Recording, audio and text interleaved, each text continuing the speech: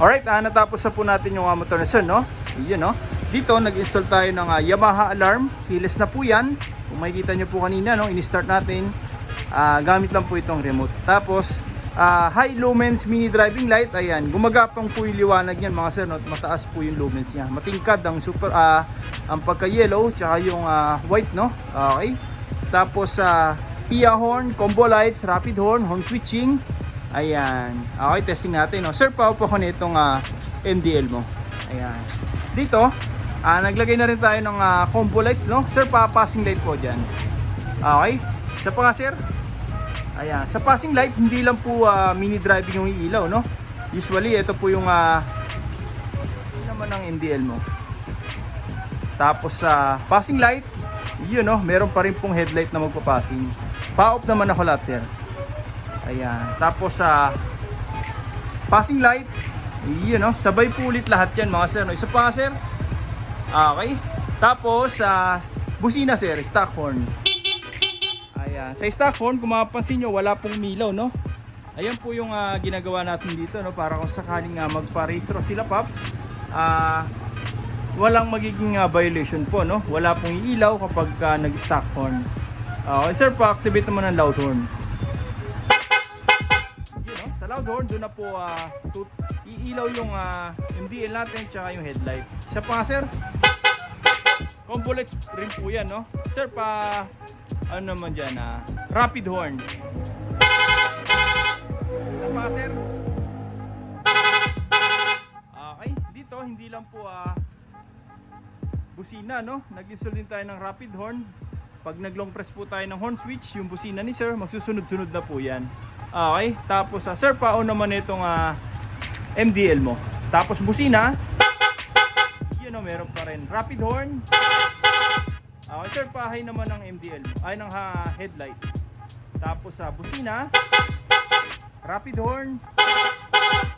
Okay, hindi tayo mawala ng passing light, no? Sir, pa-high naman ng MDL mo. Tapos busina, rapid horn. Okay, sir, pa-off naman lahat. Ayan. Tapos demo natin yung alarm, no? Okay, off natin. Ayan. Dito mga sir, no? Sa remote po natin, dalawang piraso po yan, no? Isang main, tapos isang duplicate.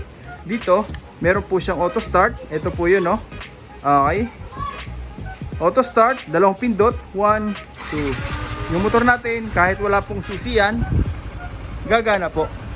Okay. Ayan. Dalawang remote, pwede po nating isa lang po ang dalhin, pwedeng iwan natin yung isa sa bahay, okay lang po. Pares lang naman po sila ng function dito, no? Okay. Ayan, auto start, ito po yun. Tapos unlock, tapos lock. Ang difference na po nitong may antena, mas long range po siya. At the same time, meron po siyang locator, parang kotse, no? Ginagamit sa parking lot. For example, nakalimutan natin kung saan tayo nagpark, no? Na floor. Pindutin lang po natin yan, yung motor mag-hazard, at the same time tutunog. Yan, no? Okay. Auto start, dalawang pindot. 1, 2. Thunder sign, tapos unlock para mamatay. Okay. Ito po yung lock, no? Yung pinakamagandang features ng alarm natin. Okay. Pag nag-lock tayo, once na may mag-attempt na gumalaw sa motor nyo, unang attempt pa lang, warning. Isa pang galaw, doon na po mag-alarm tong remote, pati yung motor. Okay.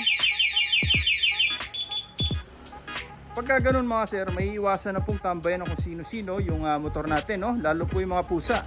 Okay, ayan. Na pwede pong kalmutin yung upuan natin, no? Dito, madedetect po natin. Mag-alarm yung motor, pati yung remote. Okay. Tapos, isa pa dyan, nag-lock tayo, naiwan natin yung susi, no? Hindi natin inaasahan. Pagka meron pong nag-attempt na nakawin yung motor natin, unang attempt pa lang, susi, mag-a-alarm na tong remote pati yung motor. Hindi po makapa-start. Unlock. Ayan. Pagka ganun po mga sir, hindi nila magagamit to kahit may susi po sila. Yun po yung kagandahan dito. Kahit iwan-iwan na po natin to sa parking lot, basta nakalock, hindi na po nila magagamit yan. Okay, for example naman mga sir, no? Yung motor natin, no? Bigla pong hinablot sa atin ng mga kawatan. Okay, ang maganda rito, pwede rin po natin siyang patayin kahit malayo na po yung motor, no? Pagka nangyari po, bigyan na natin yung susi para hindi na tayo mapano. Pag malayo na sila, saka natin pindutin yung lock, yung motor natin, hihinto na po yan sa pag-andar. Hindi na po mag-i-start. Tapos mag-a-alarm pa, no? Para nakakatawag sa pansin sa mga nakapaligid po, no? Wala na. Kahit anong gawin nila, hindi mag-i-start yan. Okay. Ganun po kaganda yung alarm natin, no? Talagang safety ka na, safety pa yung motor mo.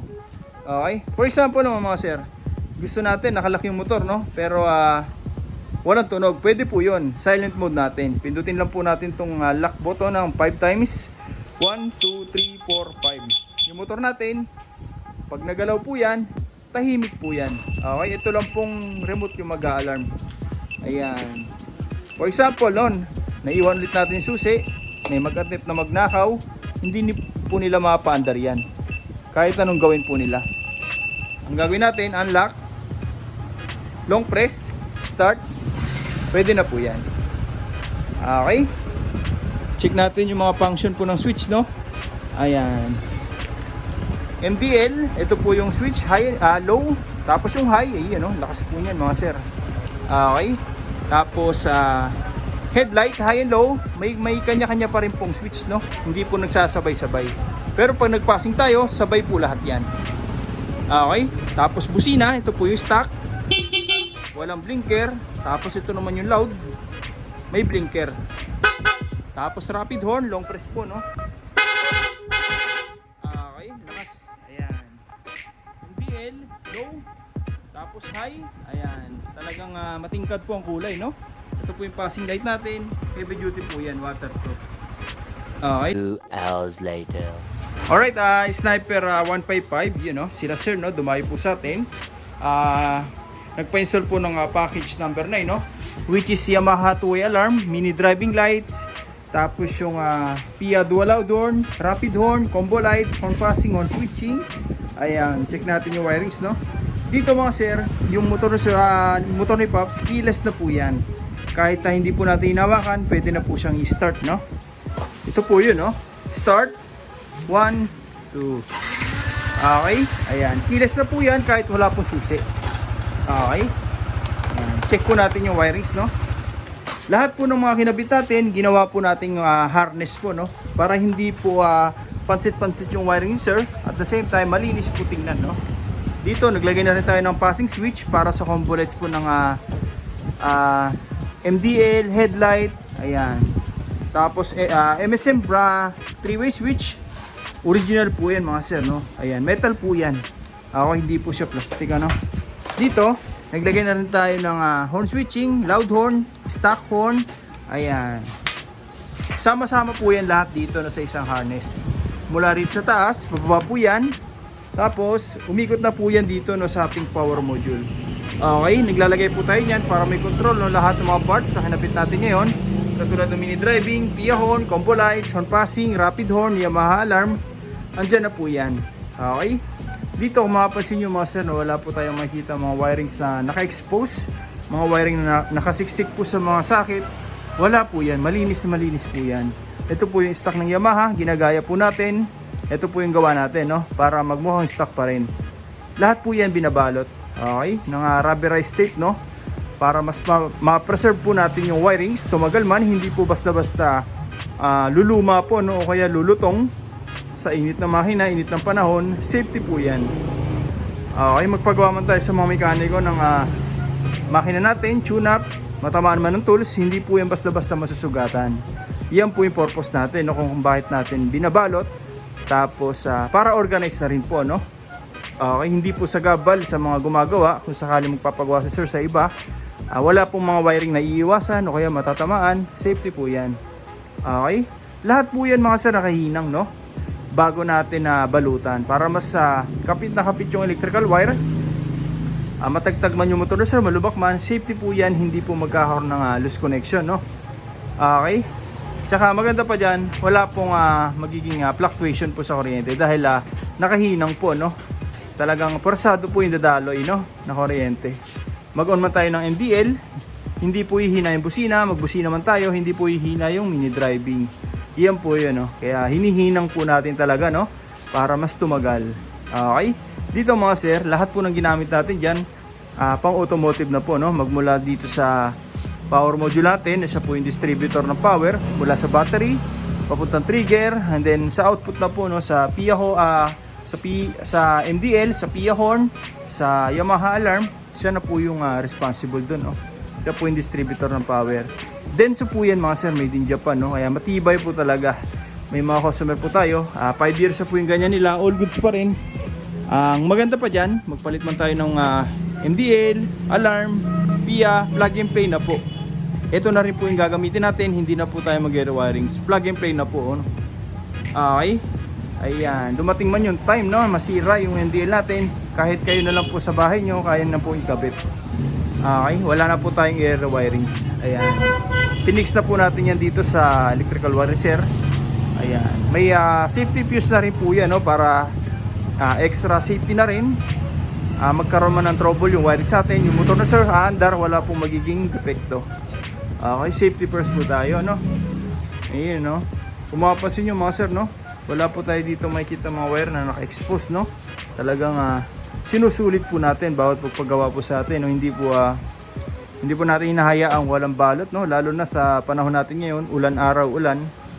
Ayan, minsan may mga customer po tayo pumupunta rito, nagpapa-rewirings, no? Kasi yung mga wire wala pong balot. Problema pag nagpagawa sa mga mekaniko, minsan kumakalas po, no? Minsan nade-deform yung mga ibang wire. Ayan, dito maiingat po yan, hindi po basta-basta matatalop, masusugatan. Ayan, parang Yamaha po yung harness na ginawa natin, ano? Okay, dito stainless bracket na po yan. Ayan, hanggang ilalim po, no? Tapos yung PIA, andito na po yan. Original PIA, legit po, no? Hindi po siya class A o ya peke, no? Ayan, naka-harness na rin po yan. Okay, ayan. Sa ilalim, andito po yung alarm kinabit natin, no? Hindi po siya maabot ng tubig. Okay, plug and play din po yan mga sir, no? Yamaha po yung brand, mas malayo yung range niya ng remote, yung signal. Okay, ngayon tatakpan na lang po natin yung mga bearings, tapos testing na po natin, no? Yan, no? Wala tayong makita mga wire dito, no? Okay, sa mga gusto pong pagawa, no, direct message nyo lang po, MJ Works, o kaya punta na lang po kayo dito sa shop, no? First come first serve po tayo. Maraming salamat po.